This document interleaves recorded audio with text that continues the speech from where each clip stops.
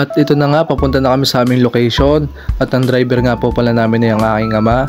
Ay syempre, hindi magpapahuli at ito'y bibili muna tayo sa Lipa. Ay syempre, dapat hindi lang tayo nakaupo, dapat tayo nagbibideo para sa ating pupuntahan.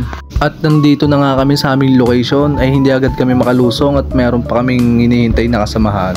Kita mo ga. Ay ito nga pala si Tutoy, papogi pa, ay gustong gusto na maligaw. Ay di naman ga, hindi pa nakakalublob yung pagkakaitim na agad. Ay higpit ang nguso.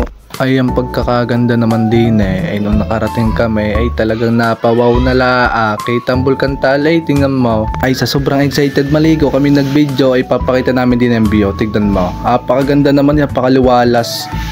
Yan, kita mo ga. Isa lang nagpahirap sa amin bago maligo. Itong tulay na ito, apakalalim. At oo nga pala, iniwan nga pala namin service namin dito. At grabe, apakalalim naman hindi kaya ng preno. Tignan mo naman gang aahunin at lulusongin na yan. Ay, naglakad na lang kami kahit mga bata. Ay talagang pahihirapan Ay haba namang naglalakad hindi mo mapipigilan yung paa mo, talagang lusong na lusong. Iyan na, tandini na kami. Apakasarap maligaw. Ay, tag-init na tag-init.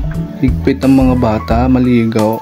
Ito nga pala yung video kanina, ay napamangha na lang sa ganda.